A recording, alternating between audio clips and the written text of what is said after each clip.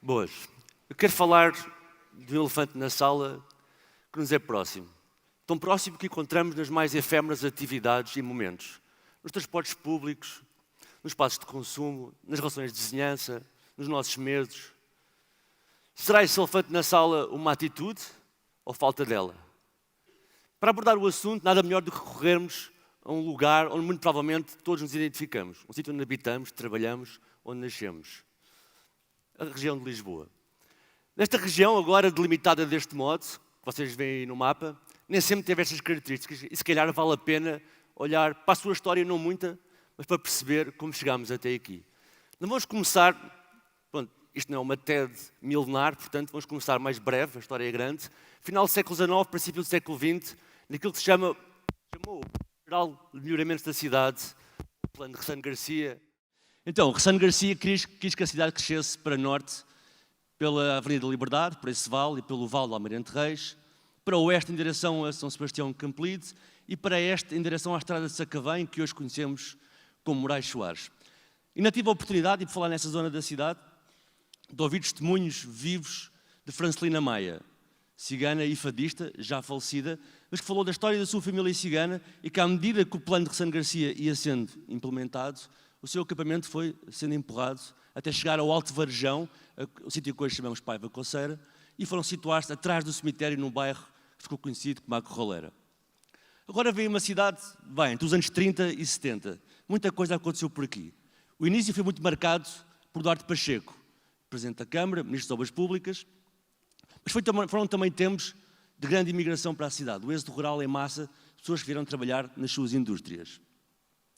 Foram tempos de grandes empreendimentos, vários bairros sociais pela cidade, alargamento do aeroporto e até esta reitoria, é de 1962, do Complexo Cidade Universitária. Mas de todos estes elementos que eu falei, apesar de terem as suas consequências, há um que é bastante emblemático, é a construção da ponte para a margem sul, hoje Ponte 25 de Abril. A ponte, tabuleiro e seus acessos, embora provavelmente muito poucos de vocês tenham acesso a essa informação, fez com que, numa fase apenas, e apenas numa das fases, 7.500 pessoas fossem desalojadas daquele terreno. 7.500 famílias, desculpem. E é engraçado porque se elas fossem de livre vontade, podiam levar com elas o entulho da casa destruída. Se não fossem de livre vontade, tinham a pida à perna e não iam para lado nenhum. O que é interessante é que este deslocamento de população, promovido pela Câmara, fez com que as pessoas fossem morar para bairros que, se calhar, muitos de nós conhecemos ao longo da vida. O bairro de barracas que havia na Ajuda, a Mosgueira, o Relógio, e raramente nos passa pela cabeça que esses bairros que existiam eram de promoção pública, com taxas e a marcação no chão. Agora, vemos aqui a Lisboa que reconhecemos e que vem deste percurso dos anos 70 até agora, desde a Revolução. Primeiro, tivemos centenas de milhares de retornados que, após a independência das antigas colónias, vieram para cá e foram-se fixar. Logo a seguir, vieram centenas de milhares de imigrantes dos Paulopes a fugirem ao caos económico e à guerra. Quase todos foram se situar em zonas baldias, entre concelhos, com propriedade pouco definida, em estradas militares, também junto das indústrias. E constituíram os bairros, muitos deles chamámos bairros barracas, etc. Foi também um tempo, logo a seguir, de promoção imobiliária, de construção do subúrbio. Alguns já sabem a história de J. Pimenta, um grande construtor civil, fez vários bairros na Grande Lisboa, e inclusive construiu um apiadeiro falso na Reboleira para vender casas. Esse apiadeiro só funcionou nos anos 90. E foram tempos de fundos de coesão. Uma série de dinheiro que veio da União Europeia, construiu-se pontes, vias rápidas, construiu-se a Expo, e também se realizou esses bairros, realizaram-se essas pessoas em locais mais periféricos na cidade, criando novos anéis. Bem, esta passagem rápida, e apelo à vossa curiosidade para estudar mais sobre o caso, fala em vários paradigmas. E a verdade é que uma certa hegemonia política foi empurrando pessoas para certos lugares e chegamos, hoje em dia, a este mapa. Este mapa é da minha autoria, mas mapeei com base em conceitos públicos que as câmaras dão.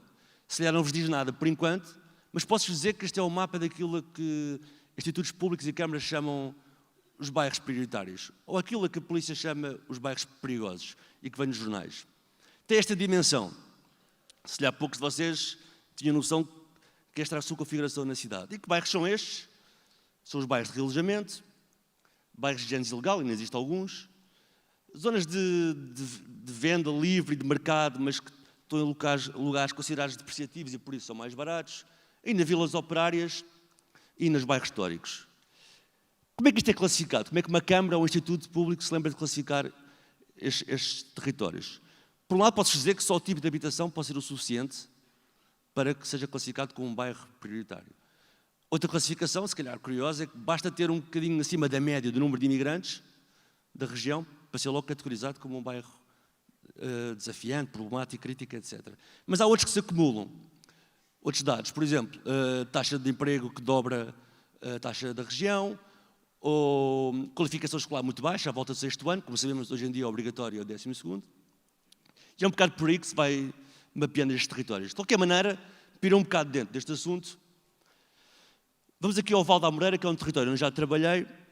Para quem não sabe, Val da Amoreira é na margem sul, no concelho da Moita, mas junto ao Barreiro. É um dos tais bairros que evoluiu, como há bocado expliquei, na década de 70, na periferia da CUF. Escolhi o Val da Amoreira por uma razão simples. O Val da Amoreira constituiu, como foi uma freguesia durante muito tempo, agora já não é, constituiu durante muito tempo uma unidade censitária que nos permite olhar para os seus dados e perceber uma série de coerências e incoerências. E assim, olhando para os censos, 2001 moravam no Val da Amoreira pouco mais de 12 mil pessoas. Em 2011 já moravam menos de 10 mil pessoas, uma redução de 20%. Mas se eu estiver lá a trabalhar e falar com as escolas e com os parceiros sociais, associações de imigrantes, eles vão me dizer, não, no Val da Amoreira moram, até pelo número de turmas que vai aumentando, no mínimo 18 mil pessoas. E penso um bocado nesta disparidade. De qualquer maneira, vamos a mais umas, que é participação política formal. 9.953 eleitores, mais que a população, número de votantes autárquicas mais participadas, 1/3. Portanto, o senhor que ganhou junto à freguesia ganhou com 1.400 votos, para um possível 18 mil. Porquê esta disparidade, pensam vocês? Por uma razão muito simples. Todos achamos que o censo é algo legitimado e que vão-nos bater à porta, é anónimo e respondemos. Mas se calhar, se eu for a uma casa onde moram 7 pessoas, mas 3 não tiverem a documentação em dia, para estar no país, mesmo que eu saiba que seja anónimo, eu vou responder ao inquérito e vou dizer que só moram lá 4, outras 3 não existem. E se, entretanto, eu estiver a morar numa casa de propriedade de uma Câmara Municipal ou de Instituto Público, tenho em relação a mim uma ficha de agregado que me diz, nesta casa moram 4 pessoas. Se morarem 8 e for lá ao censo, eu não vou dizer que estão lá estas 4 pessoas a mais. Portanto, olhem para estes dados e reparem na disparidade entre eles e nas incoerências. Outro dado que pode ser engraçado, para olhar para isto tudo que eu estou aqui a falar, é este. Ou seja, a população de Lisboa, da região de Lisboa, com menos de 24 anos, é 25,9%. Normalmente, menos de 24 anos é o que se considera para pensar a população jovem de uma região. Este é a região de Lisboa, 25,9%. E se carregarmos agora nos dados do Val da Amoreira e nos outros dados todos, territórios onde já trabalhei e tenho acesso, reparem que a população é muito mais jovem nesses territórios do que a média de Lisboa. O que é que isto quer dizer? Quer dizer que a média de Lisboa está em 25,9%, porque estes territórios sustentam muito essa média.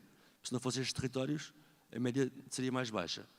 Outra questão, há pouco falei da qualificação, ser o 6º ano, normalmente. Portanto, imaginem o futuro da cidade que reside muito nestes territórios e imaginem a atenção que estamos a dar. E agora, para olhar para estes territórios que eu conheço, e por aquela forma que há bocado vos mostrei, de morarem oficialmente 9 mil pessoas no território, mas se olharmos para outros números, moram o dobro, não é? Pensem nisto, somei aqueles territórios todos que estavam ali no mapa, e somei por baixo, por defeito. Há muitos bairros que não fazem parte desta construção política. E dá este número de habitantes. Acreditem, é por baixo, mas pensem também que são mais pessoas do que o Concelho de Sintra, do que o Concelho de Gaia, do que o Concelho do Porto. É como se 200 a 300 de vocês estivessem aqui, mas estivessem sentados numa zona especial, por assim dizer. E agora agarrem na questão de dobrar a população e podem pensar que pode chegar aos 800 mil. Ou seja, já estão 200 e 300 que estão aí sentados, mas não me podem ver. Há outros 200 e 300 que estão aí nos corredores nem podem entrar para a plateia. Sei que isto parece um pouco overwhelmed, mas de qualquer maneira vou tentar citar um pouco da minha experiência pessoal para poderem olhar para isto de outra maneira.